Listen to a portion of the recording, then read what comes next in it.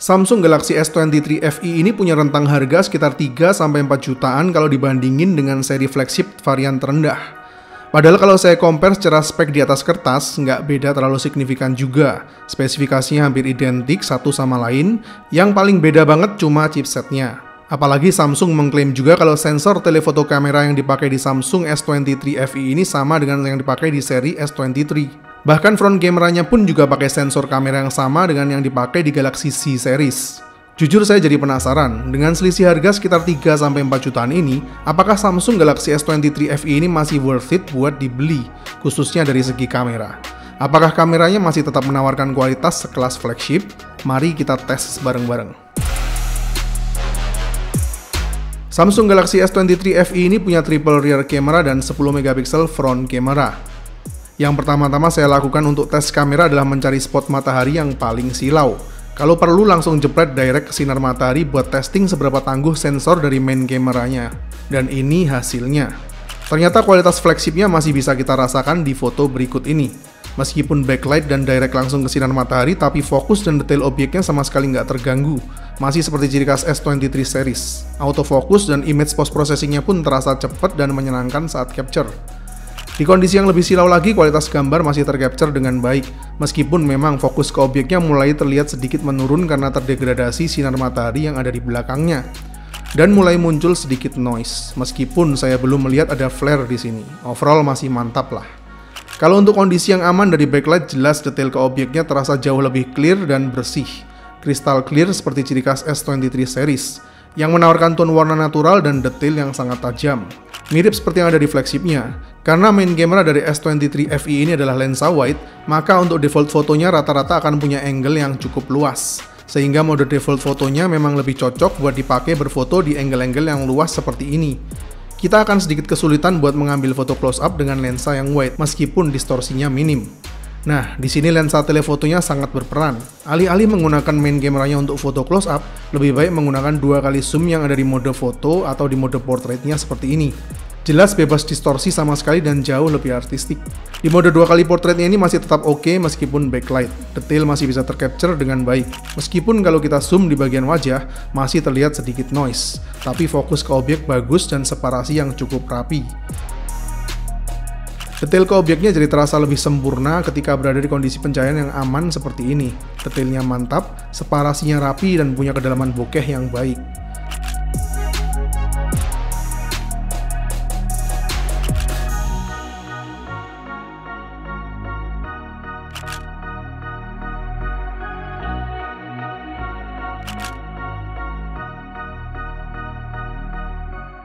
Yang paling saya suka dari Samsung Galaxy S23 FE ini adalah kemampuan lensa telefotonya yang nggak di-downgrade secara signifikan.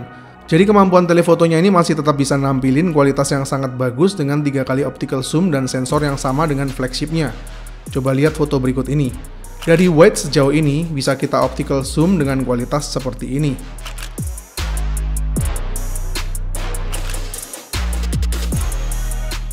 Bahkan dengan kombinasi hybrid zoom seperti ini, masih bisa ditampilin dengan detail yang masih tergolong bagus.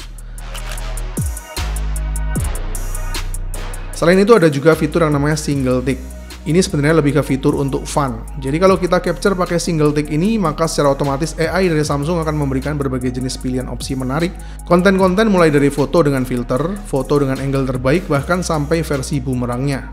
Cocok buat fun dan upload-upload ke sosial media. Tapi kalau untuk mode wide-nya menurut saya masih tergolong standar aja, belum bisa dibilang istimewa. Meskipun untuk foto backlight seperti ini masih sangat aman dan bagus. Tapi kualitas detail dan dynamic range-nya masih belum bisa disetarakan dengan kualitas main kameranya, dengan tone warna yang terasa lebih warm juga. Lalu untuk front kameranya jujur ini cukup memuaskan. Punya fokus dan detail yang sangat bagus, aman di kondisi backlight, dan di kondisi low light pun masih tetap bisa diandalkan. Masih mantap lah kalau untuk selfie kameranya.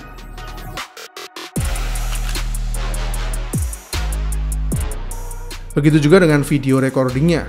Front kameranya mampu recording di 4K 60 frame per second tanpa kendala sama sekali. Autofokusnya mantap, auto exposure oke banget, sangat stabil dan frame rate-nya sangat smooth. Cakep banget lah kalau buat vlogging, jelas kualitas flagship kalau ini. Begitu juga dengan video recording kamera belakangnya yang bisa nampilin resolusi hingga 8K. Tapi di video ini saya tampilin 4K 60 frame per second-nya. Hasil video recordingnya juga sangat memuaskan. Detail, autofocus, auto exposure, semuanya mantap dan stabilisasinya juga sangat bagus.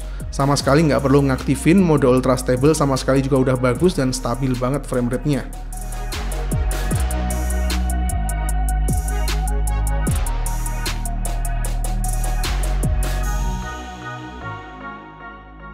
Selain itu ada juga fitur cinematic portrait video yang bisa nampilin bokeh yang lebih sinematik seperti ini. Cocok buat yang pengen bikin video-video short movie yang sinematik karena efek bokehnya bikin lebih dramatis.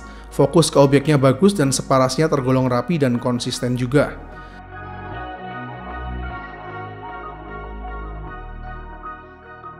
Kalau masih kurang buat yang suka auto-ati, disediain juga Pro Video Mode. Di sini kalian bisa kalibrasi sendiri settingan video yang paling cocok buat kalian. Mulai dari brightness sampai ISO-nya bisa kalian atur secara manual dengan preview real time.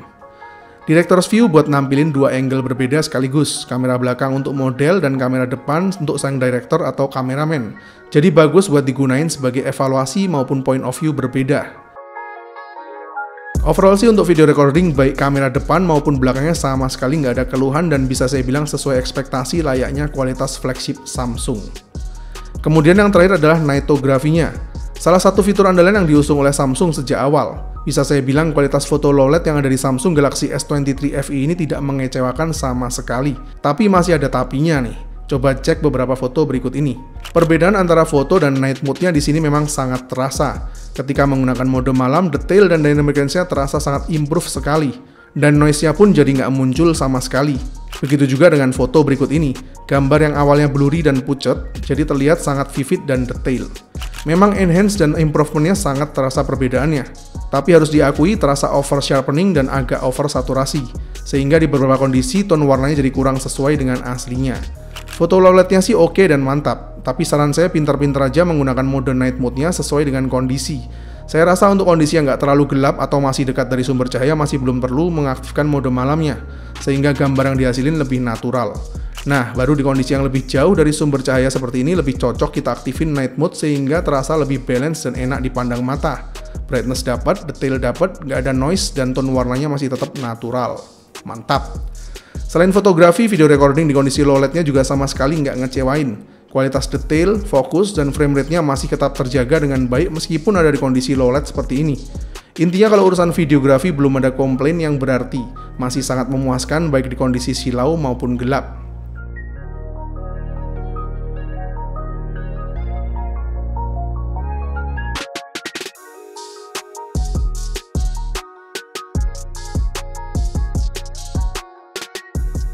Overall kualitas Samsung Galaxy S23 FE ini masih memuaskan.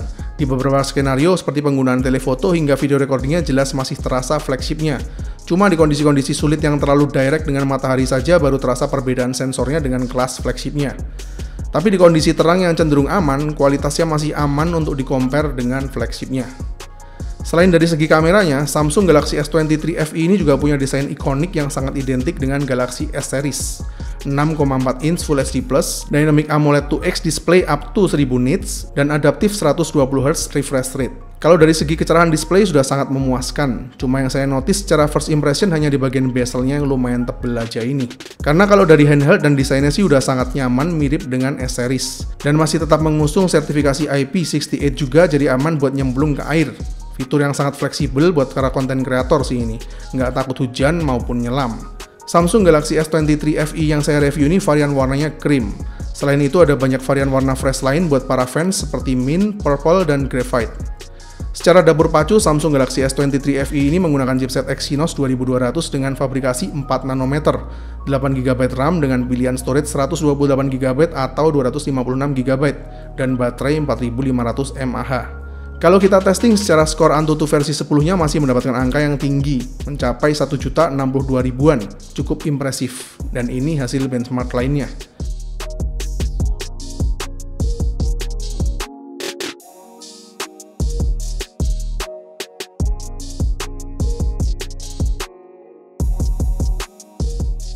Kita sekalian testing buat main Genshin Impact setting default low. Kita tes pakai settingan rata kiri di 60 frame per second, gameplay berjalan lancar. Tapi ternyata cukup terasa frame dropnya apalagi saat full efek animasinya muncul di layar. Frame dropnya lumayan konstan juga selama permainan berlangsung. Selama 30 menit bermain, temperatur maksimal dari 42 derajat dengan penurunan baterai sebanyak 10%. Exynos 2200 ini memang mendapatkan skor yang tergolong tinggi dalam pengujian benchmarknya. Punya efisiensi daya yang cukup bagus dengan kestabilan temperatur yang oke. Tapi kalau buat digeber main game berat dalam waktu lama memang masih terasa kurang stabil. Tapi untuk pemakaian wajar dan digunakan sebagai daily driver sih jelas masih aman-aman aja. Nggak panas dan tergolong hemat daya. Oke, kesimpulannya. Varian terendah dari Samsung Galaxy S23 FE dibanderol dengan harga 9 juta. Dan di atasnya ada Samsung Galaxy S23 dengan harga 13 juta. Selisihnya memang cuma 4 juta aja. Tapi yang perlu diingat, diferensiasi layar dari Samsung Galaxy S23 dengan S23 FE ini sangat berbeda. Sedangkan kalau kita compare dengan display yang lebih mendekati yaitu Samsung Galaxy S23 Plus, selisih harganya bakal mencapai 7 juta, yang mana selisih harganya hampir 2 kali lipatnya. Logikanya jika kita compare dengan kebutuhan berdasarkan layar display yang hampir sama, yaitu S23 Plus dan selisih harganya yang terpaut jauh, maka Samsung Galaxy S23 FE ini adalah solusi paling flagship yang paling worth it. Mengingat Samsung Galaxy S23 FE ini memiliki banyak sekali fitur yang diadaptasi langsung dari flagship S23 series. Mulai dari kualitas kamera yang masih identik berikut kemampuan telefoto dengan 3 kali optical zoom-nya, videografi hingga 8K, nightography, chipset 4 nanometer yang masih sekelas flagship, display yang identik hingga sertifikasi IP68, tapi dengan selisih harga yang cukup banyak. Jadi kalau memang budget kalian ada di atas bandrol harga Samsung A54 dan masih berada di bawah Samsung Galaxy S23 Plus, jelas Samsung Galaxy S23 FE ini adalah pilihan yang paling worth it untuk saat ini. Saya Vian, see you in the next videos.